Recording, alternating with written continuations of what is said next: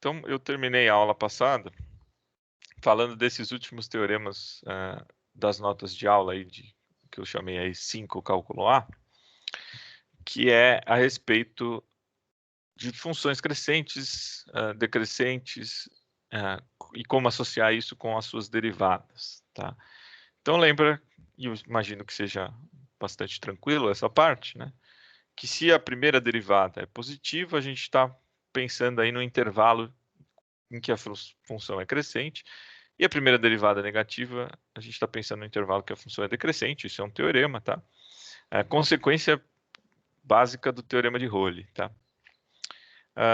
E concavidade, a gente também pode analisar agora olhando a segunda derivada positiva, concavidade para cima ou convexa, segunda derivada negativa, côncava, tá? E aí essas coisas possibilitavam a gente... Oi, fala, Gabi. Não, desculpa, foi sem querer. Tranquilo. E aí essas coisas possibilitavam a gente a definir ponto crítico, ponto de inflexão e algumas coisas que aparecem na Ampeg, tá?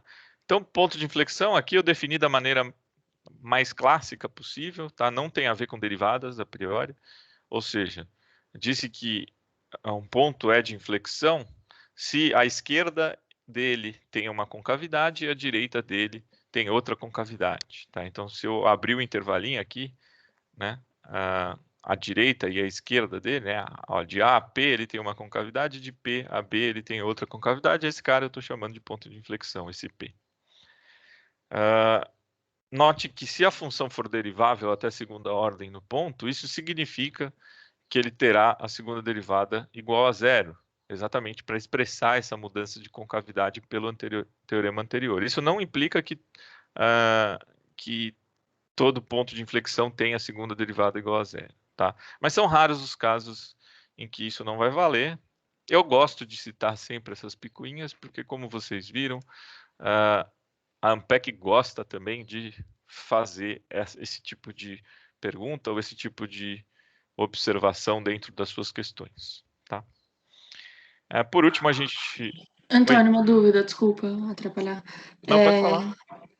Eu não entendi. Quando que é um ponto de inflexão e a segunda derivada não é zero? É quando a função não for derivável, é isso? Isso, quando a gente tiver uma função que não é derivável no ponto. Ah, tá, obrigada. Tá? Por exemplo, sei lá, eu posso pensa nessa função aqui, só para te dar um contra-exemplo. Um contra-exemplo de função até que não é tão estranho. Quer dizer, não é tão, né? Mas, enfim. Vamos pensar a função 1 sobre x para x diferente de zero. E, sei lá, define aí 0 para x igual a zero. O que você pode falar a respeito do zero? Zero é um ponto de inflexão, pela definição que eu dei. Tá? Dá para ver que esse ponto é bem estranho, né? Porque se eu fizer o gráfico dessa função, aqui está x, aqui está a função f, que eu vou desenhar, fazer o gráfico aqui. É mais ou menos um negócio assim, né? Para cá e para cá assim. E aí, como eu defini zero aqui, está aqui, né? Olha só, esse cara é um ponto de inflexão pela minha definição. Né? Por quê? Porque a esquerda dele, ele tem a concavidade para baixo, e a direita ele tem a concavidade para cima. Mas nota que nem existe derivada nesse ponto aqui, né? Tudo bem? Sim, ajudou bastante o exemplo, obrigada. Nada. Eu posso pensar em coisas desse tipo aqui também, sei lá, alguma função que está vindo assim, né? Aí aqui ela tem um kink. Aqui ela faz assim, sei lá. Mas aí já é mais chato, né, de escrever isso aqui, mas também dá certo. Tudo bem? Tem alguns exemplos na Ampeg que vai parecer que é isso aqui, mas não é. Né? Tem uma função lá na Ampeg que você vem por uma função de segundo grau aqui, e aí aqui ela vira uma reta. E aí acontece coisas maravilhosas nesse ponto. Eu vou tentar lembrar desse exemplo e dar no exercício isso aqui, tá? Mas por enquanto, quanto à sua dúvida, se a função for derivável até segunda ordem, aí não tem problema, aí você pode associar ponto de flexão com a segunda derivada igual a zero, tá? Bom, esse foi um contra-exemplo. E por último eu citei lá o que é um ponto crítico. Né? Ponto crítico, maneira mais pragmática possível, é um ponto cuja primeira derivada é igual a zero. A gente só está dando nome de ponto crítico porque a gente quer classificar isso ou em máximo ou em mínimo local potencialmente, tá? O problema é que nem todo ponto crítico pode ser máximo ou mínimo, pode ser inclusive inflexão, né? Mas eu mostrei para vocês duas condições suficientes para serem ou máximos ou mínimos, né? Lembrando que é um máximo e um mínimo, né? Do ponto de vista de definição, máximo e mínimo não quer dizer derivar igual a zero necessariamente. É só dentro de um conjunto aberto A, aí, um ponto P é chamado de valor máximo, né? Ou o máximo da função, se o valor dele é maior do que todos os outros valores dentro desse conjunto. Tá bem intuitivo, né? E mínimo ao contrário, se ele é o menor de todos, né? E aí a gente chama de máximo ou mínimo global se o conjunto A é o próprio conjunto domínio e é local se eu conseguir estabelecer isso em torno do ponto em questão, né? Tudo bem?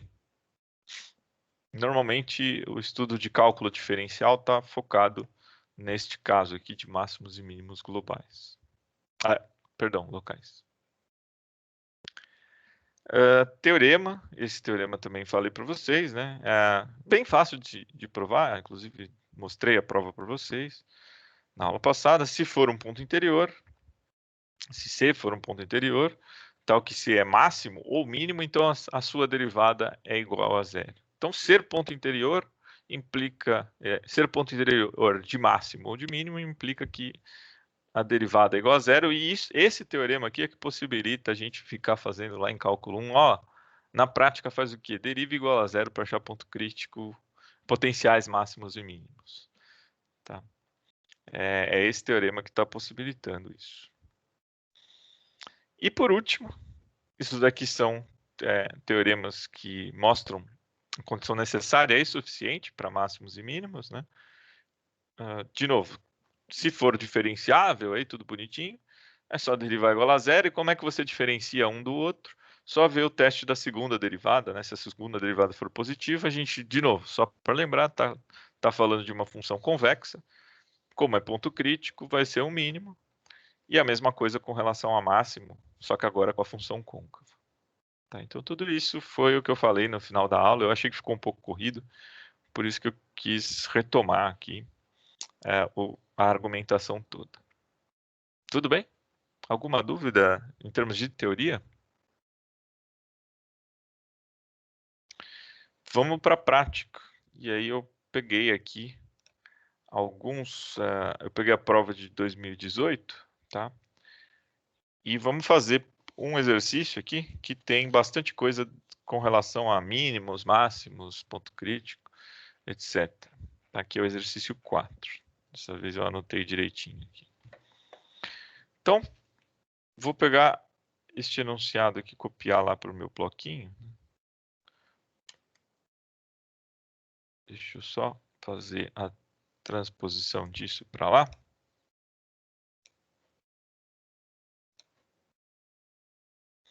Então tá aqui. Vou colocar o ano para se vocês forem estudar pelo print aqui. Então, Unpack 18.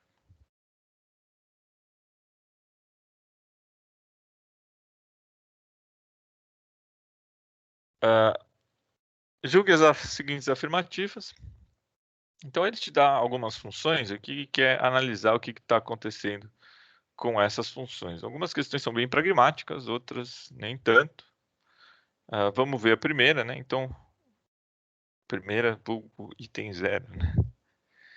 F de x é igual a ln de x quadrado menos 1. Ele quer saber se ela é convexa no seu domínio, né? Primeira coisa que eu acho que é interessante é a gente discutir qual o domínio dessa função aqui. Embora isso não esteja explicitamente aí discutido na questão, é sempre bom, né? Então, como é que eu acho o domínio disso aqui? Eu tenho que estabelecer o quê? Quais são as condições aqui? Só para relembrar, né? Tá dentro do parênteses, tem que ser maior que 1? Maior que 1? Por que Não, 1? positivo, né? Isso, positivo.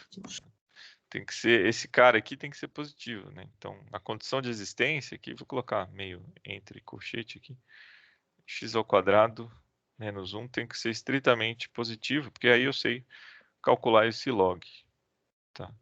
Bom, dito isso de outra forma, isso daqui são os pontos da reta real, tal que isso daqui tem que ser positivo, isso daqui ser positivo significa que eu tenho que estar à esquerda da raiz negativa ou à direita da raiz positiva, né? Então, dito isso de outra forma, o x tem que ser menor que menos 1 ou o x maior que 1. Tudo bem? Porque se, por exemplo, cair no meio aqui, aí esse número vai dar negativo, e aí deu ruim, ou no zero mesmo, da ln de menos 1 já deu ruim, né? Então acho que é sempre interessante começar com as picuinhas aqui, às vezes a picuinha já mata alguma coisa. Nesse caso não, mas é só para relembrar. Aí perguntou se é convexa, tá? Eu vou fazer do jeito clássico aqui, se a gente tiver, eu não estou considerando ainda fator Ampere. Estou falando, como eu faria se não tivesse noção nenhuma, né? Falou convexa, dentro da teoria que a gente está estudando, aí eu vou fazer o quê? Fazer a derivada, né? As derivadas, mesmo porque essa função é relativamente simples de trabalhar, né? Então a primeira derivada dessa função fica 1, derivada do log, né? Que é 1 sobre x quadrado menos 1, e usando a cadeia, tem que derivar o que está aqui dentro também, 2x, né? Então, portanto, essa função aqui, ó, vai ser 2x sobre x quadrado menos 1. Tá, essa é a primeira derivada. E a segunda derivada, para a gente estabelecer... Tudo bem isso aqui? E a segunda derivada, eu vou usar uma regra do quociente, vou deixar esse 2 aqui, porque ele não vai interferir nada em termos de estudo de sinal. E vou fazer a regra do quociente, que eu acho que é mais rápida, né? Derivada do numerador vezes o denominador, x ao quadrado menos 1. Derivada do numerador é 1, nesse caso. Menos a derivada do denominador, que é 2x, vezes o numerador, que é x, sobre x ao quadrado menos 1. Tá bom? E isso aqui vai dar 2 vezes... Professor, o x ao quadrado menos 1 é ao quadrado embaixo? Obrigado. Aqui é quadrado, obrigado. E aí aqui vai dar x ao quadrado, vai dar menos x ao quadrado menos 1, se eu não errei sinal aqui, sobre x ao quadrado menos 1, tudo isto ao quadrado. O que dá para fazer aqui, como eu quero analisar sinal, né? Vou colocar o menos para fora, x ao quadrado mais 1, que com certeza é um número positivo, maior que 1, inclusive, né? E x ao quadrado menos 1 ao quadrado, que também com certeza é um número positivo. Tá? Então, positivo com positivo aqui, né? Isso aqui vai dar negativo. Tudo bem?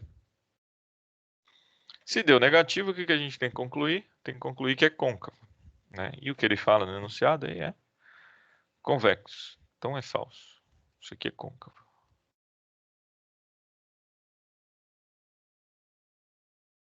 Tá, então esse item é falso. Tudo bem? Alguma dúvida nas contas, principalmente? Vê se eu não errei sinal. Acho que está tudo certo. Muito bem. Questão bem facinha essa aqui, no caso. Tá, eu acho que... Eu não sei se tem outra alternativa, mas eu acho que o jeito mais rápido mesmo é fazer desse jeito. Eu não pensei em nada muito rebuscado, não, tá? Ou pelo menos a minha capacidade mental não consegue pensar algum jeito de fugir das contas, tá? Bom, Item 1. A função f de x igual a ln de x quadrado menos 1 tem um ponto de inflexão no menor ponto onde ela se anula. Então, tem que caçar ponto de inflexão ou ver o menor ponto onde ela se anula, né? Bom, dúvida aí, onde que ela se anula? Vamos calcular, eu acho que é mais rápido até, ver os pontos onde ela se anula. Copiar a função aqui, do item 1. ln de x ao quadrado menos 1. Tá, a gente quer, basicamente ele está falando, ó, quais são as raízes desse troço aí, né? Primeiro que essa função aqui só está definida para os positivos, tá? Exatamente pelo mesmo fato do log tem que estar bem definido aqui. Então, o domínio dessa função é de 0 a infinito. Tá, aqui eu estou sendo mais minucioso de propósito. Bom, e que mais aqui, né? Para achar raízes, o que a gente pode fazer aqui, né? A gente iguala essa função a 0. Como ele pede a menor raiz, vamos ver se a gente consegue calcular fácil. Isso aqui dá ln de x quadrado tem que ser igual a 1, certo? Isso significa, né?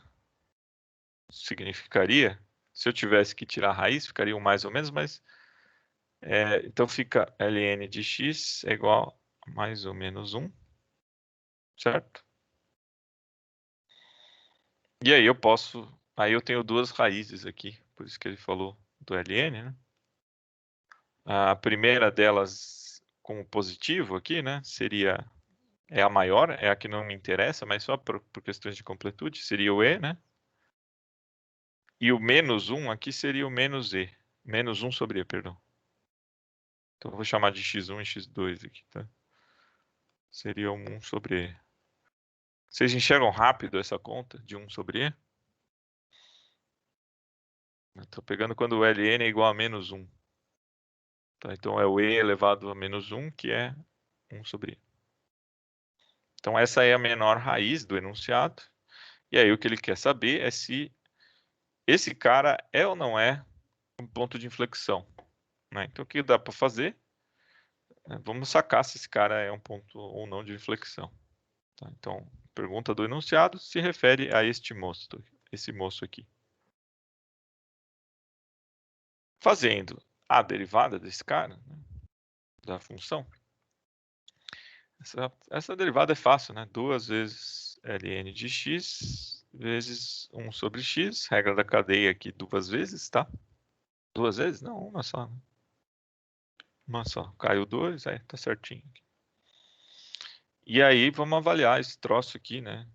1 sobre e. Vai anular, né? Isso aqui no 1 sobre e vai ser 0. A priori, é isso? Deixa eu ver aqui se dá. 1 sobre e na primeira derivada.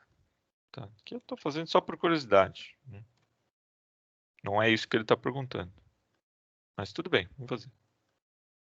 ln de 1 sobre e vezes 1 sobre 1 sobre e é aí, né? Isso aqui dá 0. Então a gente já sabe que é um ponto crítico, pelo menos. Mas não é isso que ele está perguntando. Ele quer a segunda derivada. Eu acho que a pegadinha estava aqui, na verdade. Por isso que eu estou chamando a atenção para isso.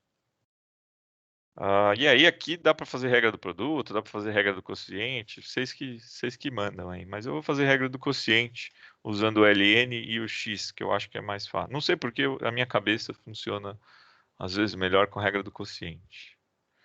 Então dá 1 sobre x vezes x menos 1 ln de x sobre x ao quadrado. Aqui vai cortar com aqui.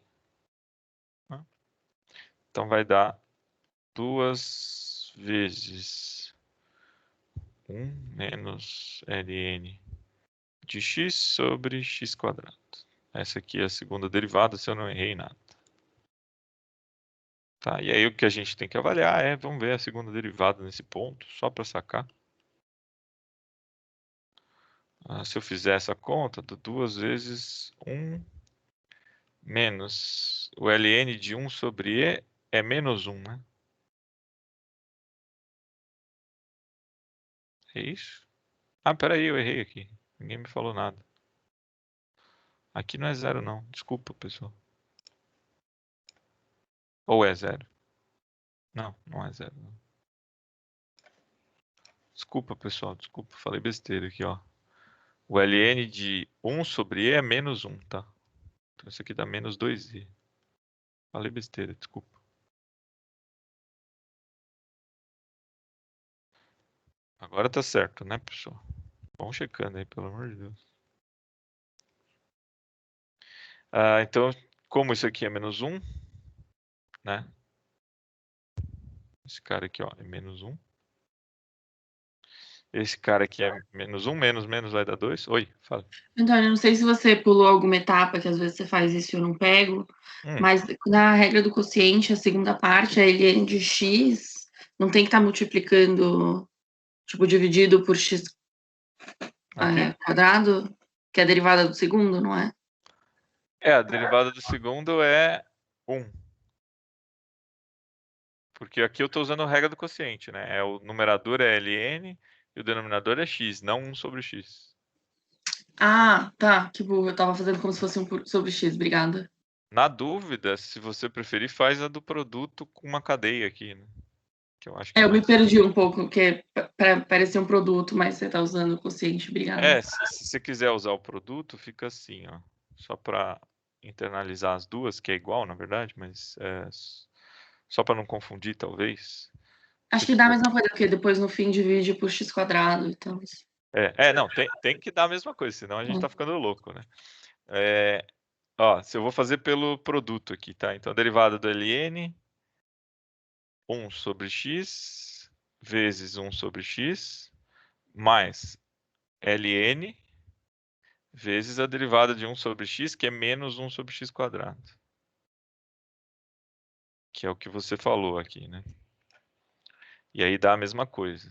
Tá aqui, ó. Se você fizer aqui as distributivas e o caramba, dá isso aqui. Tudo bem? Ficou mais claro? Sim, obrigada. Nada. Então, eu gosto de... É até bom fazer dos dois jeitos aqui que a gente vai treinando, tá? Mas aqui eu tinha falado besteira, não é 0 não, a primeira derivada. E nem a segunda também não é 0, então não é nem ponto crítico nem ponto de inflexão esse ponto aí. Tá? E aí o que ele fala no enunciado é ter um ponto de inflexão. Não tem. Tá? Então é falso também isso aqui. Tudo bem? Prof, Oi. eu tava tentando ver se rolava fazer só pelo gráfico. Não tem um ponto de inflexão em E? Em E? É, Deixa eu pensar.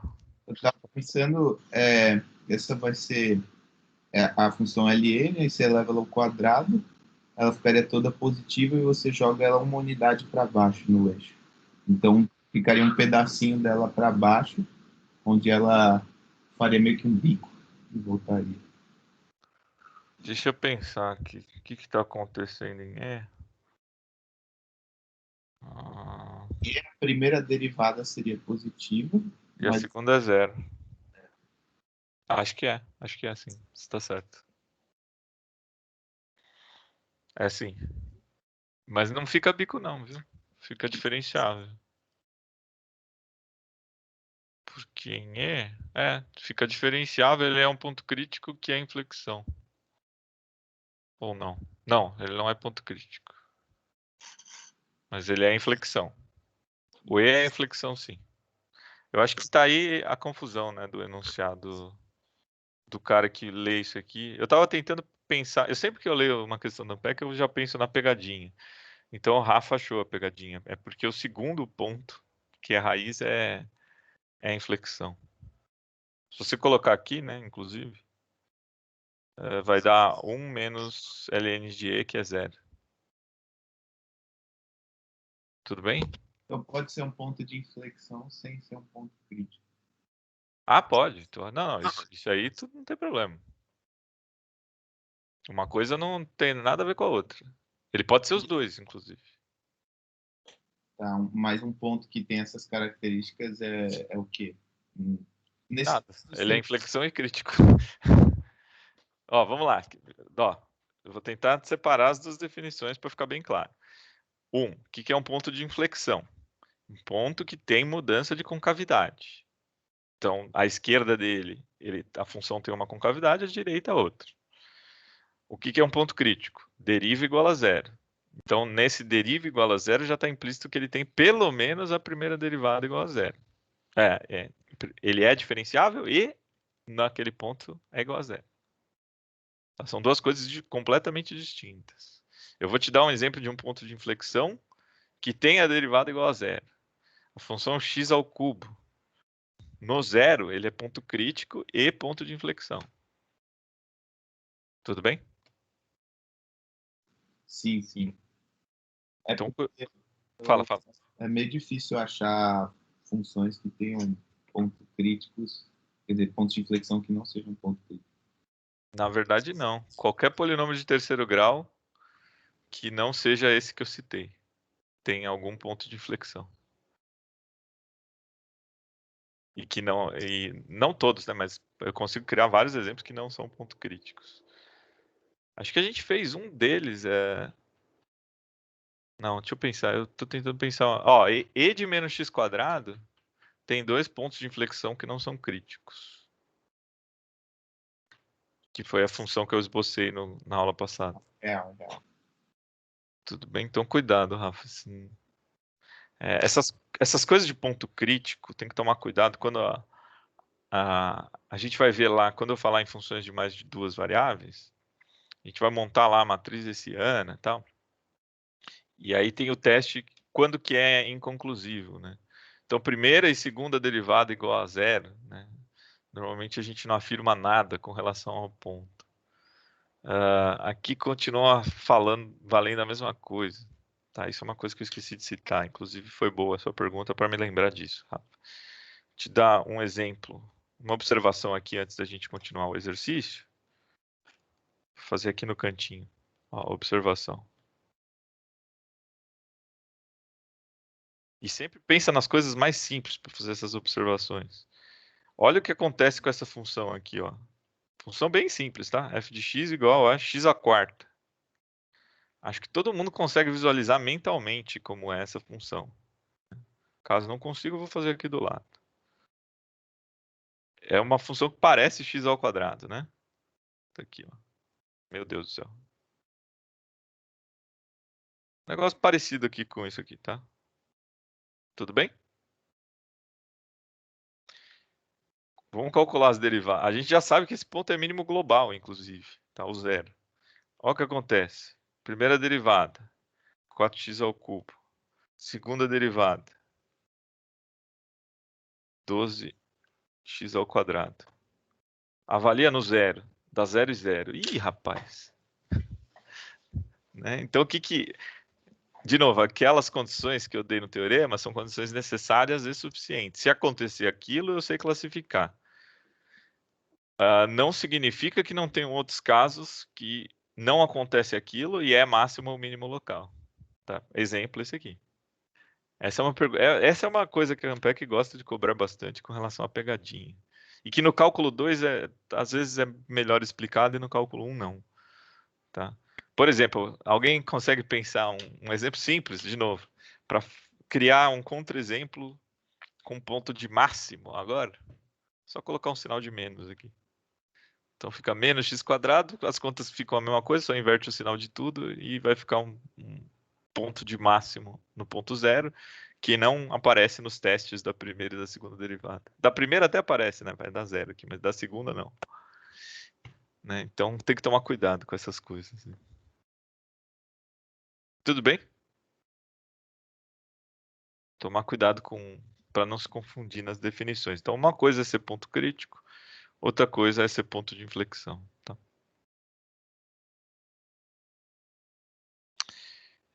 Beleza?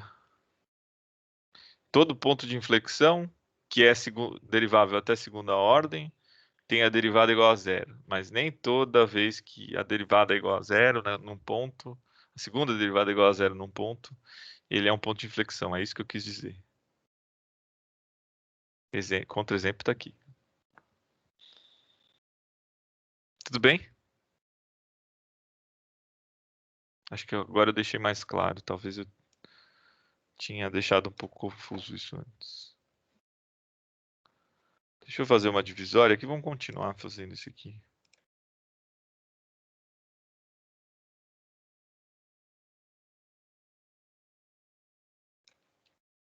Uh, 2.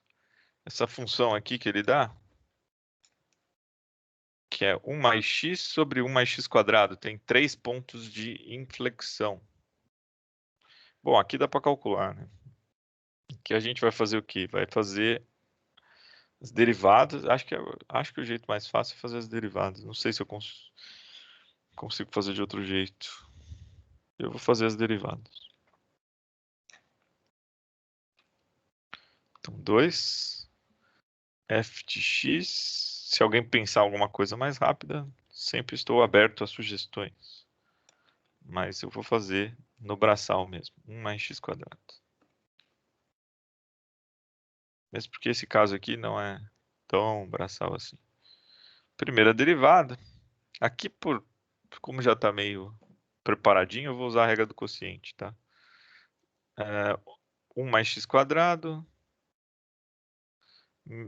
menos derivada desse é 2x 1 mais x sobre 1 mais x quadrado quadrado. Então, isso aqui vai dar... Deixa eu já tentar simplificar um pouco a minha vida. Menos 2x quadrado, com esse x quadrado vai dar menos x quadrado. Aqui tem um mais 1, né? Que eu vou somar no final. E tem o termo cruzado aqui, que é menos 2x. Sobre 1 mais x quadrado quadrado. Tudo bem? E aí fazer a segunda derivada desse troço, chato até, mas vamos lá. Dá menos 2x menos 2 vezes 1 mais x quadrado quadrado menos derivada desse troço aqui, que é 2 vezes 1 mais x quadrado 2x vezes esse troço aqui, menos x quadrado menos 2x mais 1 sobre 1 mais x quadrado quadrado. Feio isso aqui, né? Mas tudo bem, dá para simplificar boa coisa aqui. Eu vou cortar um desse cara aqui com esse cara aqui. Então vai ficar menos 2x. Aliás, vou colocar esse menos 2 em evidência aqui. X mais 1. 1 mais x quadrado. E aí o outro eu corto aqui também. Tem um menos 2 aqui também, então ó. Né? 2x. Opa, mais 2x. Menos x quadrado menos 2x mais 1. E agora sim, tudo sobre 1 mais x quadrado. Chequem aí, ver se eu não fiz nenhuma atrocidade aí no meio do caminho. E agora dá para melhorar isso aqui, né?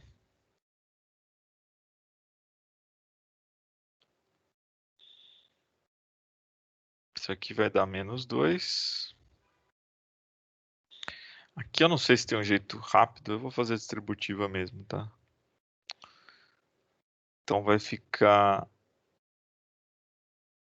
x, fazendo braçal mesmo, mais x ao cubo, mais 1 mais x quadrado, menos 2x ao cubo, menos 4x ao quadrado, mais 2x,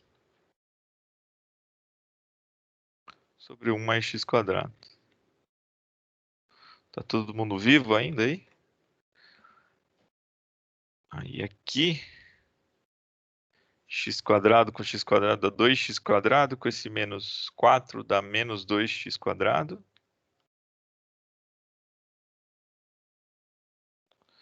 O de polinômio de terceiro grau, cadê o terceiro grau aqui? Espera aí que ninguém me falou nada, eu Ali errei. no menos 2x², né? Aqui é x², né? Ninguém me falou nada. Oi, desculpa. Aqui? Tem esse e tem esse. Eu sabia que tinha que ter 2 por causa daqui. Então, ó, vai dar menos x². Eu vou cortando para não me perder aqui. Ó, já usei esse, já usei esse. Aí tem x² menos 3x². Não, x², perdão. Então é esse com esse. Já usei esse, já usei esse. Aí o x vai dar mais 3x e mais 1. Sobre 1 mais x². Certo? Se eu não errei conta, é isso. Aí vocês chequem minha conta aí, pelo amor de Deus. E agora? Agora vamos voltar para a pergunta. Já fiz toda a conta que precisa. Ele pergunta se tem quantos pontos? Tem 3 pontos de inflexão. E aí? Eu tenho que checar se tem 3 raízes isso aqui. Se esse polinômio de terceiro grau tem 3 raízes. Se tiver, estamos felizes, né? E aí tem que checar se nenhum deles, por um acaso, a primeira derivada dá zero. Então tem que ver se tem raiz em comum também, né? Mas tudo bem. Deixa eu pensar aqui. Tem raiz fácil aqui, hein? Qual que é uma raiz fácil aqui? 1. 1. 1 e aí dá para meter Brillouin, né? Então 1 é uma raiz disso. Eu não sei fazer Brillouin com aqueles numerozinhos que vocês fazem. Eu faço assim mesmo, na unha. Tá, x² mais 3x. Eu sei que é mais rápido do outro jeito, mas como eu nunca aprendi direito e não tô afim de aprender agora, eu vou fazer assim, tá? Eu faço assim na unha mesmo, tá? Aí eu ponho o x² aqui, vai dar... tem que ser menos, né? Menos x² vai dar menos x³. Com menos 1 aqui vai dar mais x². Aí eu faço assim na unha mesmo. Olha lá que coisa pedante, mas eu sou ruim nisso aqui. Às vezes a gente é ruim em umas coisas. Menos 4x² mais 3x mais 1. Tá? Eu garanto para vocês que tem um monte de gente melhor que eu nisso, nesta turma, inclusive. Aqui vai ser menos 4x, certo? Aí vai dar menos 4x² mais 4x.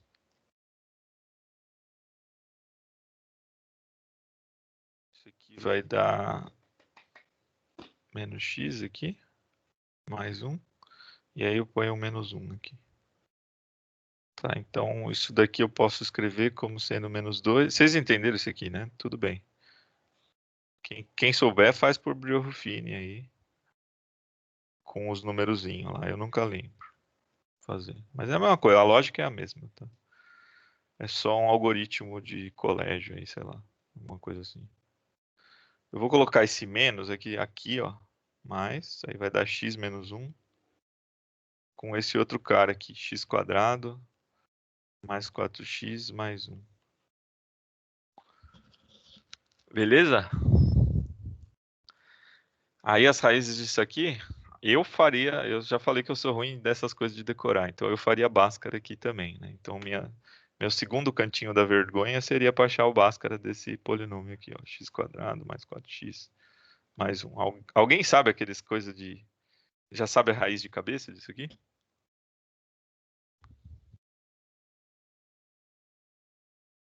Bom, Se ninguém sabe, eu vou fazer básico. Menos 4, mais ou menos. Raiz de 16 menos 16. Olha só que maravilha. Sobre 2. Vai dar menos 2. Se eu não errei conta. Tá, então isso aqui pode ser escrito. Vou colocar em cima, perdão. Isso aqui pode ser escrito como x mais 2 ao quadrado. Certo? Então tem 1 mais x quadrado aqui. Tudo bem? Se eu não errei conta, é isso por enquanto. Antônio, mas não tá muito estranho? Por que é mais 1 e daí vira x mais 2 ao quadrado? O que que tá estranho? Porque se você abrir o x mais 2 ao quadrado, não dá isso, né? Será que eu errei conta aqui? Eu acho que o delta não dá 0. Pelo menos. Ah, é verdade. Tá estranho. Bom ponto. Deixa eu colocar a borrachinha aqui. Não dá 0 delta mesmo. Fala quando estiver fazendo conta, senão eu passo vergonha aqui em vídeo ainda. Olha só. Dá menos 4 só. Dá raiz de 12 isso aqui, né? Meu Deus, raiz de 12 é feio, hein? Raiz de 12 dá quanto? Dá 2 raiz de 2, raiz de 3? 2 raiz de 3, né? 2 raiz de 3. Mais ou menos raiz de 3. Então isso aqui não é isso aqui, mas o que interessa é que tem 2 raízes. Essa é a parte que eu já estava estranhando. Você vê que o algoritmo, que nem, acho que, quem foi? Foi a Renata que falou? Que o mais 1 estava estranho? Fui eu. O mais 1 tá estranho mesmo. Mas o que me estranhou não foi nem o mais 1, foi o fato de eu sabia que eu tinha que chegar em 3 raízes, porque eu sei que esse item é verdadeiro. Tá? Então tem 3 raízes agora. Deixa eu só checar se tá certo. Tá certo essa conta agora, pessoal? X quadrado, 16, papapá, tá, parece sim. Tá, então aqui tem 2 raízes, aqui tem uma, tem 3 raízes. Se tem 3 raízes, tem 3 pontos de inflexão que parece que não zeram essa derivada aqui, porque os polinômios não são os mesmos, tá vendo? Então isso aqui é verdadeiro. Tá, aqui tem. Vou escrever assim, ó. Aqui tem 3 raízes.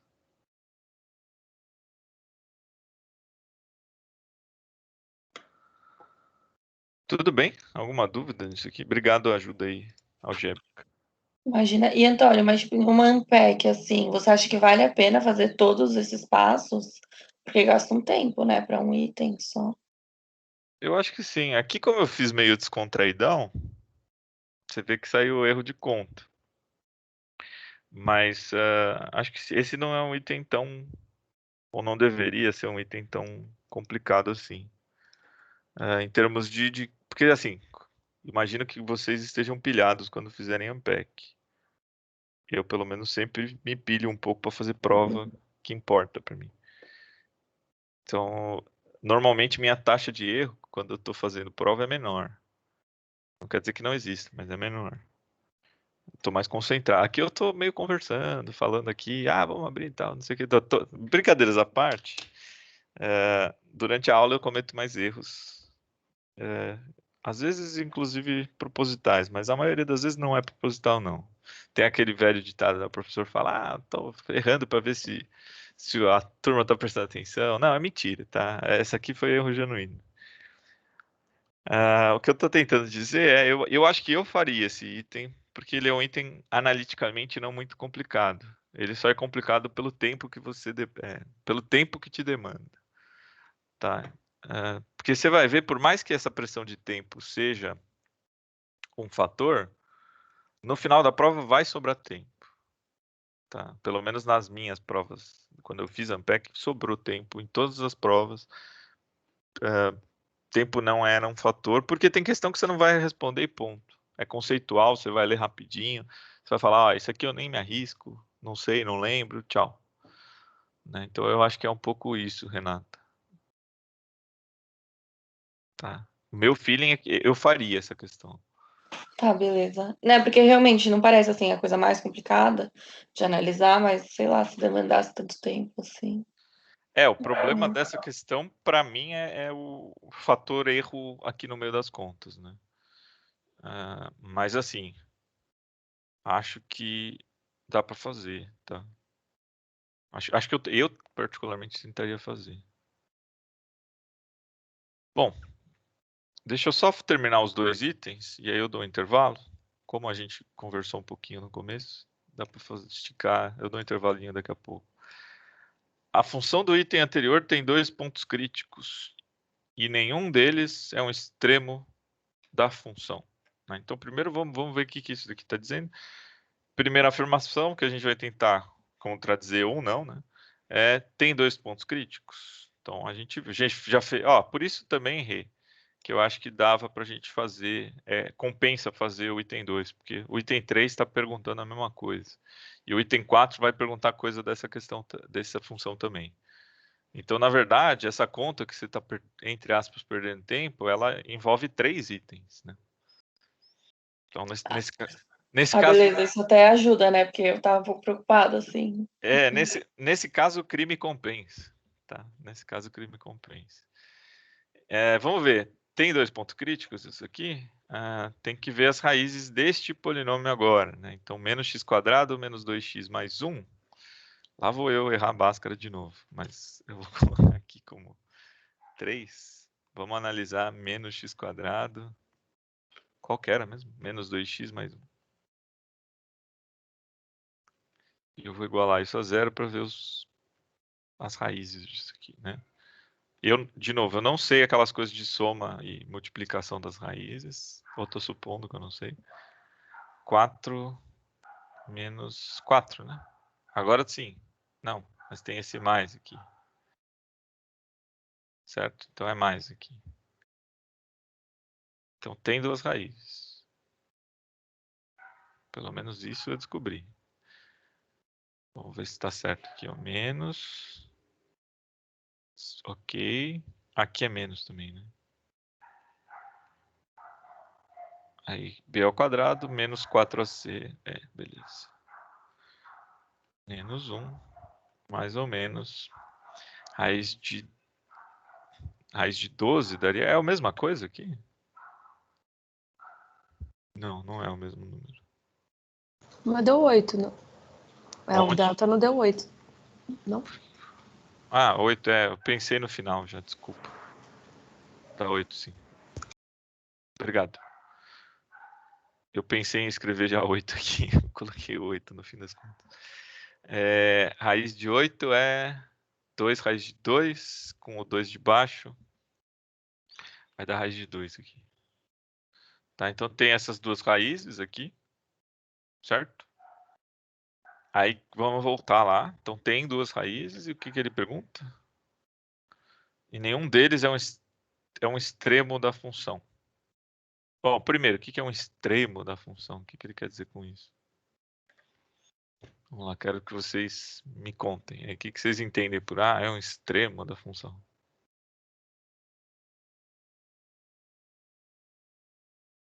Senão a gente não sabe responder. Fala, Edu.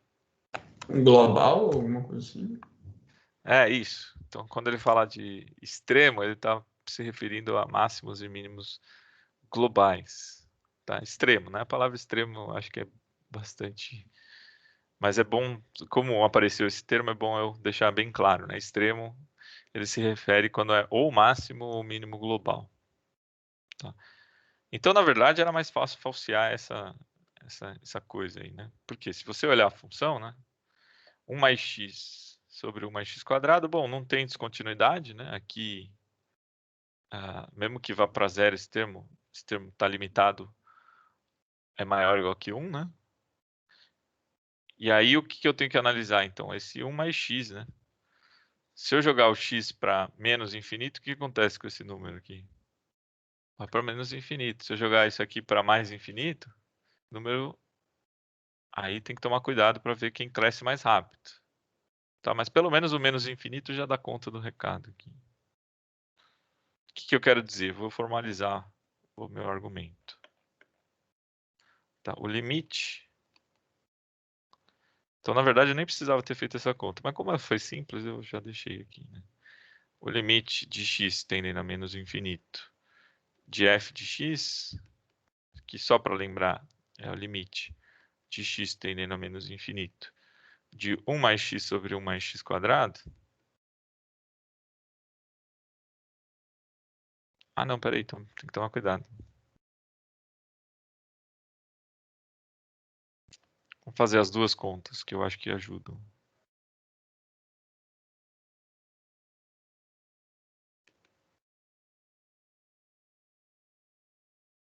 Eu acho que eu vou ter que fazer isso e mais uma coisa. Quanto que dá essas contas aqui? Daria menos infinito sobre infinito. Dá para usar L'Hopital aqui, né? Nos dois. Eu vou fazer isso aqui porque eu sei que eu lembrei que eu vou usar no último item, tá? Mas o grau de baixo não é maior do que de cima? Isso que eu vou concluir. Então isso aqui vai a 0. Eu falei besteira, né? Isso aqui vai a 0. Certo? É isso que você está falando, né, Rafa? Tá. Aí o que a gente sabe? A gente já tem quase todos os elementos para esboçar essa função, né? Ela vem... Deixa eu tentar manter o zoom aqui. É ruim fazer isso fora da lousa. Ela vem do 0. Ela vai para o 0, lá nos infinitos, tá? Que mais? Eu tenho os pontos aqui. Isso aqui são os pontos críticos.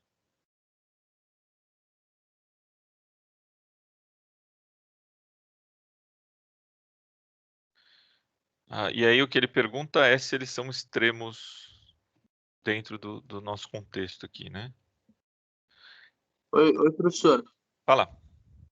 Ali no limite que vai para menos infinito, ele não vai para infinito? Porque o... Ah, não. É que eu achei que tava x ao quadrado. Beleza. É x ao quadrado aqui embaixo. Tá. Beleza. Vamos ver se ele é extremante. Porque o meu feeling é que isso aqui é falso. Mas eu quero pensar um jeito de mostrar isso rápido. Eu acho que sai pela primeira derivada. Tá? Como eu tenho as raízes, né? Essas raízes, vamos analisar o que acontece com a primeira derivada em torno dessas raízes. E aí eu acho que isso vai me dar um feeling bom aqui. Então, o menos 1 mais raiz de 2 está aqui. Menos raiz de 2 primeiro, perdão. E o 1, menos 1 mais raiz de 2 está aqui. O 0 está aqui no meio, tá?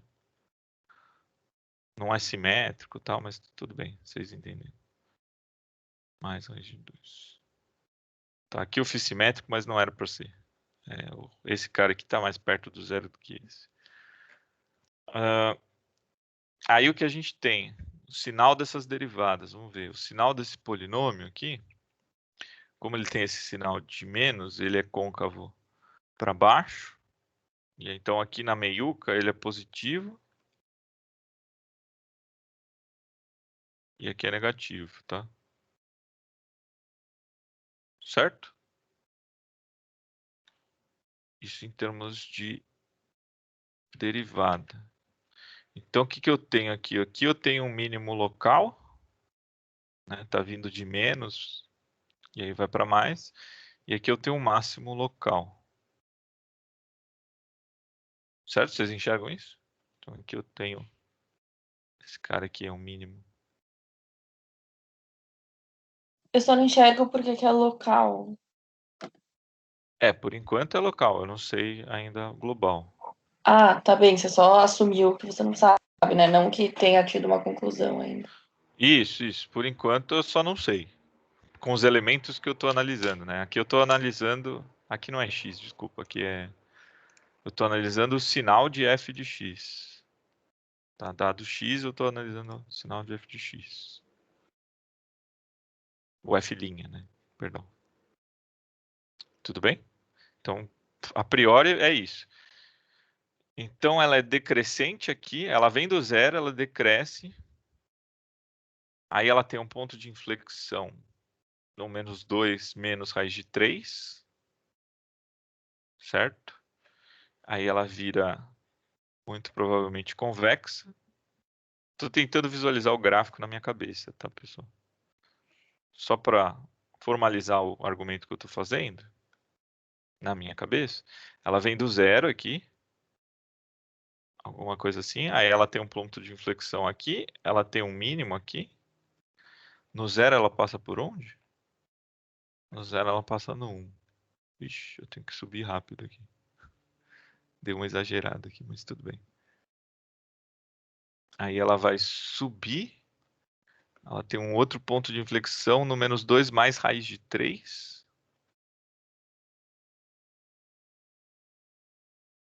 Antes do zero ainda. Ela vira aqui. Opa, ficou feio isso aqui, mas tudo bem. Deixa eu dar uma remendada aqui. Aí tem um negócio assim. Aí ela decresce. Ela tem outro ponto de inflexão? Não. É isso que eu estou estranhando aqui, pessoal.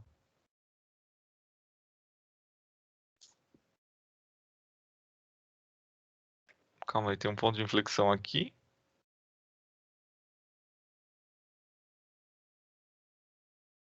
Aí aqui no meio tem outro. Aí ela decresce e vai embora.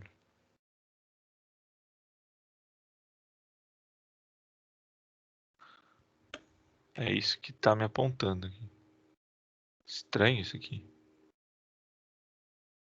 Ah, tem outro, tem no 1 aqui, tá? E aí ela vem assim.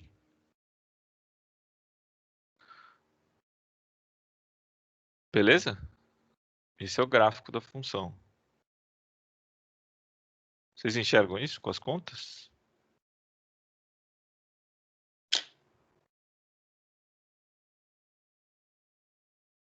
Sim ou não? Professor, se você puder colocar os pontos, só para ficar mais claro. Tá, então esse cara aqui, que a gente é esse cara, né? Menos 1 menos raiz de 2. Este cara aqui é o menos 1 mais raiz de 2. De novo, não está simétrico, tá? É que eu sou ruim de desenho. Depois eu boto no Wolfram isso aqui. Aí este cara aqui é o ponto de inflexão 1, que é o que está aqui, ó. Está na segunda derivada. E aí tem as outras duas raízes de inflexão. Uma está aqui, né? Que eu não sei se... Deixa eu ver se está no negativo ou no positivo. Está no negativo. Eu dei uma forçada aqui, mas uma inflexão está aqui, uma inflexão está aqui. Que são esses dois caras aqui, ó. Menos 2, menos raiz de 3 e menos 2 mais raiz de 3. Então aqui tem menos 2... Opa! Menos 2 menos raiz de 3. E aqui tem um cara que é o menos 2 menos raiz de 3. Ficou mais claro? Tudo bem? Mas depois do menos 1 mais raiz de 2, a função não deveria dar negativa, não? Não sei se eu entendi direito. Não, a derivada da negativa, isso significa que ela é decrescente. Entendi. A função em si, ela nunca, para valores positivos, ela nunca é negativa, né? Aqui. Por isso que ela sobe aqui e não volta mais. Tá? Quando que ela vira positiva? Depois do menos 1, ela é sempre positiva, certo? Então depois do menos 1, cadê o menos 1? Onde eu botei o menos 1? A minha inflexão, inclusive... sei lá, como eu fiz tudo meio cagado aqui, mas o menos 1 tá aqui, e a inflexão tá um pouquinho para a direita aqui. Essa raiz aqui é o menos 1. Tô tentando não poluir tanto quanto parece. Uai. Tudo bem até aqui? Aí, 3. Aí, que ele pergunta? Vamos voltar, já até esqueci a pergunta. 3. A função do item anterior tem 2 pontos críticos e nenhum deles é um extremo da função. Ah, isso é falso. Porque os dois são extremos. Tá, e aqui e aqui. Tudo bem? Então isso é falso. Eu só quis fazer o esboço porque eu tava... Eu prefiro ter certeza, né? Pecar pelo excesso do que... Mas eu acho... Alguém perguntou aí, né? Como é que você pensaria isso na MPEC? Eu acho que só com esses sinais da primeira derivada eu já sacaria que isso daqui é mínimo global e isso aqui é máximo global. Ainda mais confirmando os limites vão a zero, tá? Tudo bem? Alguma dúvida nesse aqui? Isso que você acabou de mencionar. Porque a gente está vendo que ela decresce, começa a subir e aí volta a decrescer. Nem precisa fazer a segunda derivada. Né? Não, nem precisa. Nem precisa. Porque o ponto todo aqui da questão é que a ideia intuitiva é que esse cara seja o mínimo local, porque aqui vem do zero, né? E quando você calcula a função nesse cara, se você fizer isso, vai dar um valor negativo. E ele nunca mais volta para esse valor negativo, porque aqui depois ele sobe, ele cruza o eixo positivo depois, e como o limite no infinito é zero, ele não volta para nenhum valor negativo. Então esse cara que é mínimo local é global por essa razão. O mesmo argumento pode ser feito para o máximo local. Tudo bem, Rafa? Beleza. Mas assim, isso em termos de rapidez de unpack, tá? Eu, por questão didática, eu fiz o gráfico. Tá? Quer dizer, tentei fazer. Olha que coisa horrenda, né? Eu fiquei até com vergonha. Agora eu vou colocar no Wolfram isso aqui. Deixa eu colocar essa função só para vocês verem. 1 mais x sobre 1 mais x quadrado. Tá, e aí eu copio, fica melhor do que o meu desenho. Isso. Ó, tá aqui, né? Ela vem do menos infinito, ela faz esse lamp aqui, aí ela vai. Dá para ver que o comportamento geral das duas coisas está parecido, né? Mas aqui tá bem mais bonito. Deixa eu colocar no Google. O Google eu acho que faz até mais bonito do que o Wolfram. Aqui, ó, tá até melhorzinho, né? Acho que eu vou copiar esse gráfico lá para vocês. Tá, aqui tá o mínimo global, tá? Tá por aqui, assim. Sei lá. Mas tá, tem um lamp aqui que dá para ver que tem um mínimo global. Deixa eu copiar para vocês isso aqui.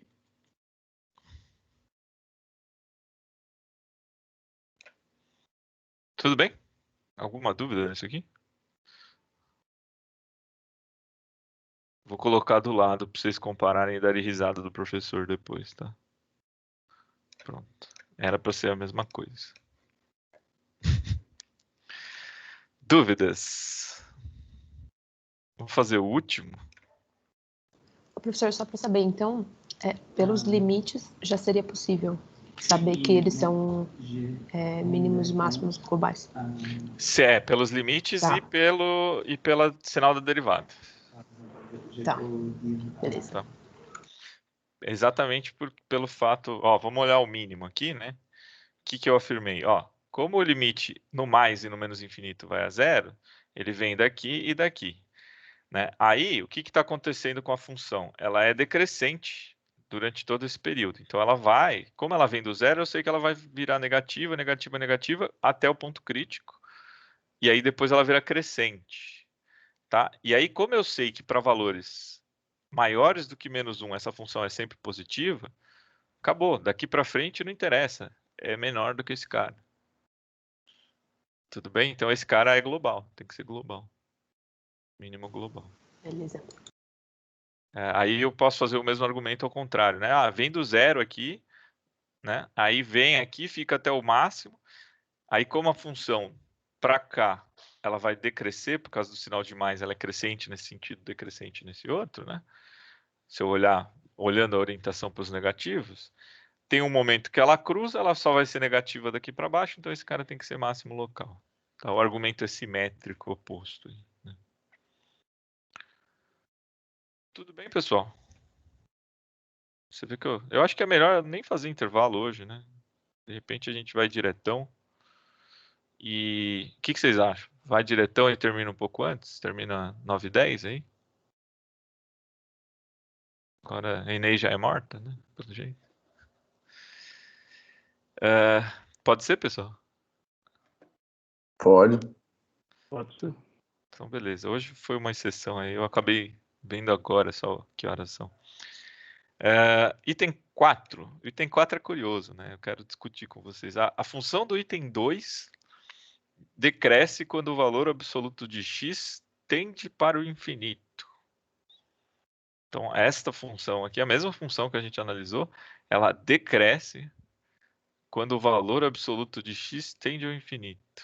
Primeiro vamos entender, né? Tem a ver com esses limites, por isso que eu já calculei eles, né? E aí, a função decresce ou cresce? Então depende, né? Se você olhar aqui, e eu acho que essa questão foi anulada, tá? A 4 foi anulada. Mas eu queria discutir qualitativamente com vocês o porquê eu acho que ela foi anulada. Tá? Eu acho que ela foi anulada pelo seguinte. O que ele está falando aqui, né? O valor absoluto de x, ou seja, se vai para mais ou menos infinito, a função decresce sempre. Né? Se você olhar para o menos infinito, ela está crescendo nesse sentido. Então alguém poderia argumentar, conforme mais negativo, maior a função. Eu acho que é por isso que foi anulado, tá? Não sei. O que vocês acham?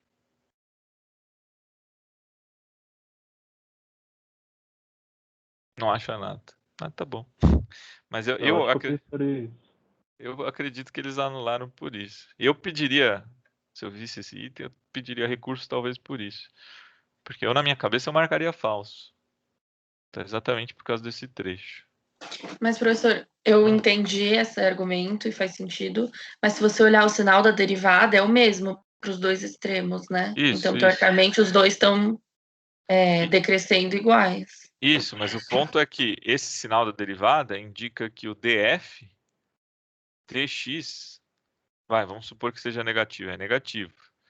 Tá? Então isso significa, vou chamar isso aqui de uma constante, que é negativa, df dx igual a uma constante negativa, c negativa aqui, só para representar essa relação. Né? Não precisa ser constante, mas é só para simplificar o argumento. Então isso significa que o df, a resposta da função, vai ser igual a c dx. Tá? C é negativo. Se o dx for negativo, isso aqui é positivo. É isso que eu quis dizer. E aí, por isso que a função está crescendo nesse sentido. Porque eu estou diminuindo o dx. De novo, é uma questão técnica. Eu acho que é uma questão mais de interpretação do que qualquer outra coisa. Mas eu concordo com você também. Eu acho que o cara que bolou a questão tentou pensar exatamente nos sinais desse troço. Mas eu não sei. Eu acho que ele se confundiu na hora do português mesmo. A maioria das questões que são anuladas em matemática é por causa do português e não da matemática. Tá? Tudo bem até aqui? Muito bem, muito bem, muito bem. Vamos lá. Deixa eu só... Vou salvar esse print aqui para vocês. E aí eu vou começar polinômio de Taylor. Hoje eu vou começar com as definições de polinômio de Taylor. A gente faz uma ou outra coisa. E aí eu termino um pouquinho mais cedo, tá? Só vou apresentar o que é um polinômio de Taylor. Hoje é dia 4. 4 já, meu Deus.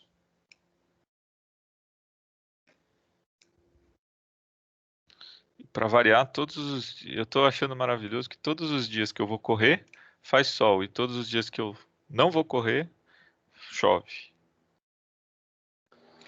Maravilhoso isso. Hoje é um dia que eu vou correr. Eu prefiro correr na chuva, tá? Para quem tá se perguntando. Eu ia falar isso, pô, mas eu prefiro correr na chuva do que num solzão. Então, eu também, exato. Por isso, eu estou triste e desanimado hoje. Eu vou esperar a tarde, porque sempre chove, né? Então, eu vou esperar a tarde. Vamos lá, brincadeiras à parte. O que é um polinômio de Taylor? Aí sim, eu acho que boa parte de vocês talvez não tenha visto. Eu me arrisco a dizer que talvez alguns alunos da USP tenham visto, dependendo do professor que deu cálculo. Ou se fez alguma eletiva, alguma coisa desse tipo. Tá? Pessoal que é da FEA daqui, economia matemática é obrigatória?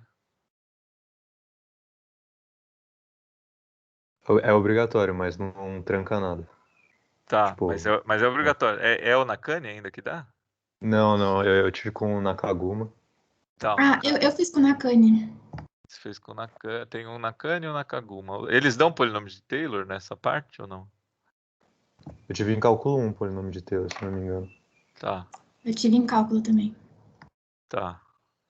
Então, tem gente que dá, tem gente que não dá, eu nunca sei. E aí, por essa razão, eu abordo aqui do jeito mais ingênuo possível. Tá? O que é um polinômio de Taylor? Primeiro, vamos olhar o teorema e a definição do que é um polinômio de Taylor, e depois eu falo, pelo menos cito para vocês quando que ele é útil. Tá? Então, do ponto de vista de definição, eu tenho uma função derivável, que eu estou supondo que ela é derivável até a ordem n mais 1, tá? No intervalo i, em um certo intervalo. E eu estou pegando 2 pontos nesse intervalo. Tá? Um ponto é o que eu vou deixar o polinômio de Taylor aberto em função desse cara, em função do x. Né? E o outro é o ponto de referência, é o x0. Tá? O que eu quero dizer com ponto de referência? Eu vou aproximar a função por polinômios. Tá? Então existe pelo menos um cara nesse intervalo aí que vai me dar a margem de erro, e esse x barra é a margem de erro. Esse cara aqui vocês não precisam se preocupar muito, não, tá? Se fosse um curso mais teórico, talvez sim, mas aqui não. O que me interessa é definir o que é o que a gente chama de polinômio de Taylor. Né? Então eu consigo aproximar a função f pelo que eu chamo de polinômio de Taylor mais o erro de Taylor. Tá? Esse termo aqui a gente não vai se importar. Por quê? Porque ele não aparece na NumPAC, ou pelo menos não tem aparecido nos últimos anos. Eu só estou citando aqui por questões de teorema e por questões da minha integridade acadêmica. Tá? O que é o polinômio de Taylor? Eu vou pegar o somatório, esse somatório aqui, que daqui a pouco eu vou escrever, ele bonitinho, né? Mas primeiro, faz o f de x0, aí calcula a primeira derivada, f de x0 vezes x menos x0, mais f, duas linhas de x0 sobre 2x menos x0 ao quadrado, e vai adicionando esse termo geral aqui. A enésima derivada avaliada no ponto de referência sobre o fatorial de n vezes esse polinômio aqui, x menos x0 elevado à enésima potência. Ou seja, escrito de maneira sucinta, o polinômio de Taylor é isso aqui. É esse somatório indo de 0 até n das derivadas de ordem i avaliadas no ponto de referência sobre i fatorial, x menos x0 i é o polinômio. Tá? Tudo bem? Por enquanto parece tudo grego, né? Vamos dar um exemplo de uma função específica. Né? Deixa eu só copiar o que é Taylor para a gente. E principalmente eu vou dar a ideia do porquê que a gente faz, por que a gente usa isso. Né? Então, primeira coisa, tem uma função f que pertence a Cn mais 1. Tudo bem essa notação, Cn mais 1? Ela é uma função contínua diferenciável até a enésima mais uma, até o enésimo mais 1 grau. Tá? E aí eu estou chamando de polinômio de Taylor, avaliado no ponto x, o somatório indo de 0 até n, da enésima derivada, da iésima derivada, perdão, avaliada no ponto x0, sobre i fatorial vezes x menos x0 i. Tá? Isso aqui é o que a gente chama de polinômio de Taylor. Muito bem, exemplo. Vamos começar com um exemplo simples, que aí vocês vão ver a manha da coisa e talvez o porquê que isso daqui é interessante, né? O exemplo simples e interessante, né? Exemplo 1. Eu vou pegar um polinômio de grau 2, né? Sei lá, 2x² mais 1. Inventei aqui da minha cabeça, tá? Tudo bem? E eu vou aproximar esse polinômio, só para não ficar muito óbvio, eu vou usar como x0 igual a 1. Né? Então, eu vou fazer o polinômio de... isso daqui é o grau do polinômio, tá? Eu vou sempre escrever assim, P de n é o grau até onde eu vou na soma. Tá? Aqui eu não coloquei, né? Aqui faltou a notação, tá? Pn é o grau. O P normalmente a gente reserva quando a gente joga esse limite para infinito. Tá? Tudo bem? Então, exemplos. Aqui tem um monte de exemplos. Eu vou fazer alguns. Eu vou começar com um simples, né? Vamos fazer a derivada disso. Primeira derivada disso é simples, 4x. Segunda derivada disso dá 4. E dá para ver que da terceira para frente não faz a menor diferença, porque a derivada é zero. Então, qualquer que seja o polinômio de Taylor nesse caso, se eu pegar ordem maior que 2, ele sempre vai ser igual. Tá? Vamos pegar o P1, polinômio de Taylor de grau 1. Por definição, eu tenho que pegar a função. Estou fazendo o somatório aqui. Vamos olhando o somatório. Ó. Tenho que pegar a função no zero, né, no x0. Dividir por zero fatorial, que é 1. E fazer vezes x menos x0 elevado a zero, que é 1. Então, é a própria função no ponto de referência, mais o primeiro termo, que é a derivada avaliada no x0, sobre 1 fatorial, que é 1, vezes x menos x0. Certo? Para bom entendedor, o que é isso aqui em termos do que a gente já viu em cálculo? Você já viu essa equação em algum lugar?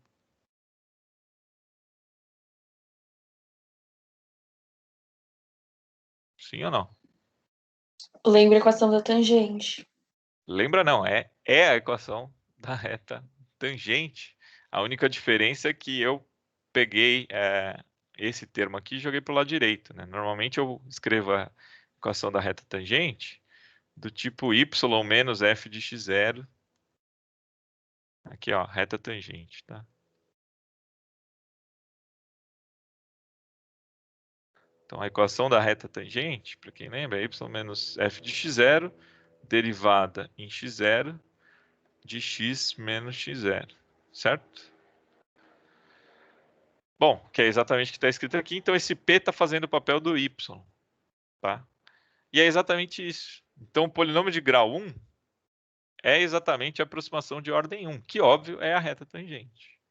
Tá? Então, o que eu estou fazendo aqui, neste caso, usando como ponto de referência o x0, é fazendo a reta tangente no ponto x0 e usando como aproximação para a função. É por isso que a gente chama o polinômio de Taylor de grau 1 de aproximação de primeira ordem. Tá? Tudo bem? E aí vamos colocar valores aqui, né? Como eu estou fazendo x0 igual a 1, eu vou colocar a primeira derivada dá 4, né? O valor da função no 1 vai dar 3, então dá 3 mais 4, x menos 1. Certo? Então o polinômio de 1, de grau 1 dessa função, vai dar 4x menos 1. Certinho?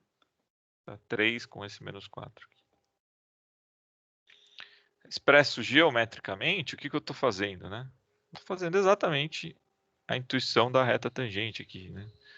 Se eu tenho x, f de x aqui, essa é a f original, tá? Aí aqui tem o gráfico da função, alguma coisa desse tipo aqui, assim, ó. Tá? Em torno desse ponto 1, eu estou pegando a reta tangente e aproximando isso por chamando isso de polinômio de grau 1. Tá? Para que serve isso? Em torno desse ponto, dá para ver que os valores da função e do P1 de x, que é esse cara aí, são muito próximos, certo? Então, é por isso que a gente usa aproximações neste caso. Então, essa é a função f. Tudo bem? Alguma dúvida? Essa é a primeira intuição de por que a gente usa polinômio de Taylor, tá? O que vocês acham que vai acontecer quando eu fizer o P2 de x aqui, para esse caso?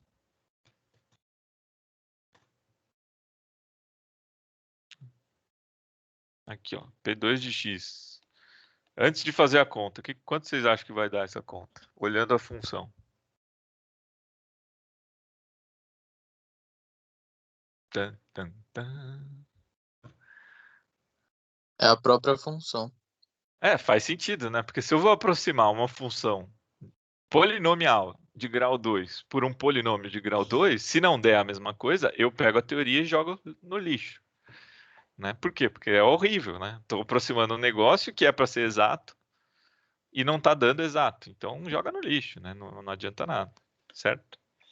Então, essa é a ideia aqui inicial. Por isso que eu comecei com um exemplo simples, tá? Vamos montar esse polinômio. Então, a gente já tem a função aqui, o ponto de referência. Os dois primeiros termos vão ser esse aqui, 4x menos 1, porque a gente já calculou no anterior. Esse cara é o P1 de x, tá? Mas agora vou adicionar o termo de segunda ordem, que é o f, duas linhas de x0 sobre 2 fatorial, x menos x0 ao quadrado. Então, falta calcular essa parte aqui. Isso aqui vai dar 4x menos 1, mais segunda derivada deu 4, sobre 2 fatorial, que é 2, x menos 1 ao quadrado, certo? Isso aqui vai dar 4x, então, menos 1, mais 2 vezes x ao quadrado, menos 2x mais 1. Isso aqui, então, vai dar 2x ao quadrado. Aqui vai dar menos 4x, com esse 4x vai cortar. 2 com esse menos 1 dá 1. E pronto, bateu. Temos o polinômio de grau 2 de Taylor. Daí para frente, se você fizer grau 3, grau 4, vai continuar dando a mesma coisa. Tá, então eu gosto de começar polinômio de Taylor com um exemplo simples, que pelo menos vocês pegam a intuição. Ó, estou aproximando em torno de um ponto uma função quadrática por uma função quadrática. Tem que dar o quê? A própria função. Faz sentido. Tá? Para que é mais útil o polinômio de Taylor? Para quando você quer aproximar funções que, primeiro, ou você não sabe direito, né? E segundo, funções que são simbólicas, né? Por exemplo, vocês já pararam para pensar como a calculadora calcula seno e cosseno? Você acha que ela fica fazendo figuras geométricas, triângulos que tem medida tal e tal, né? Não, ela faz por polinômio de Taylor. Tá? O seno e o cosseno são herdados por polinômio de Taylor até a ordem que você quiser, até o erro que você quiser. Tá? Então, esse normalmente essa matéria, polinômio de Taylor, faz sentido, por exemplo, num curso de cálculo numérico. É mais interessante, né? Para você calcular as coisas. Mas tudo bem, a ideia central de por que a gente está usando polinômio de Taylor, né? A ideia é essa, é aproximar coisas em torno de um ponto por polinômios. Tá? Tem um teorema de análise funcional que diz que qualquer função do mundo, qualquer função que a gente inventou até hoje, pode ser aproximada muito bem dentro de um raio de convergência por um polinômio de Taylor. Tá? Então é isso que possibilita a gente ficar fazendo essas contas. Por que elas são úteis? Porque às vezes o nosso modelo é tão complicado, tão não linear, que a gente quer fazer alguma análise de equilíbrio em torno desse ponto, para ver se faz sentido ou não o modelo. E aí a gente aproxima, em torno de um ponto de equilíbrio, que a gente acha que é de equilíbrio, a função por um polinômio de Taylor para analisar analiticamente o problema, tá? Isso vocês vão ver em macro 2, para quem for fazer mestrado. Em macro 2 eu digo, modelos de DSGE, essas coisas fazem isso, tá? Mas tudo bem até aqui? Eu vou dar um segundo exemplo, só para não ficar só nos polinômios, e aí a gente termina por hoje, tá?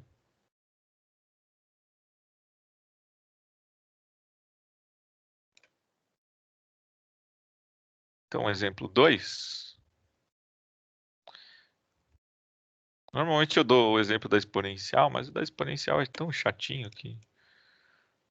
Porque o da exponencial, o que acontece? Sempre que eu derivo dá ela mesma, então não tem muita graça, né? Eu vou fazer algum exemplo que eu vou roubar aqui dos blocos de notas, mais interessante. Que é, vamos fazer o do seno.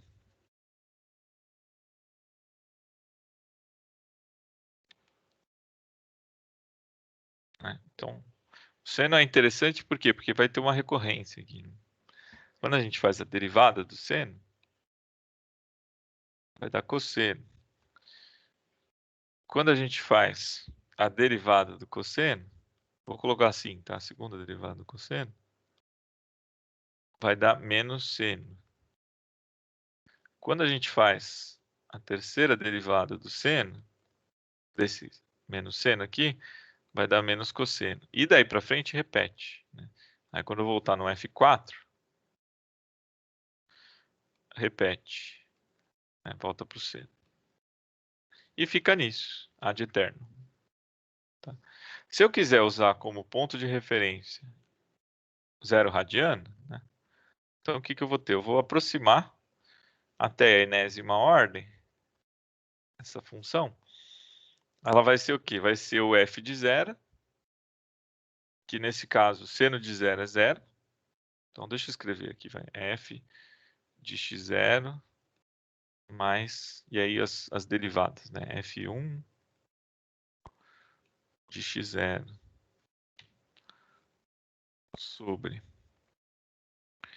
1 fatorial, x menos x0, assim sucessivamente até o enésimo termo, que é f n x0 sobre n fatorial, x menos x0 elevado a n. Tá? Aí quando vocês fazem essa conta, quanto que dá? Tudo que aparece seno aqui vai dar quanto?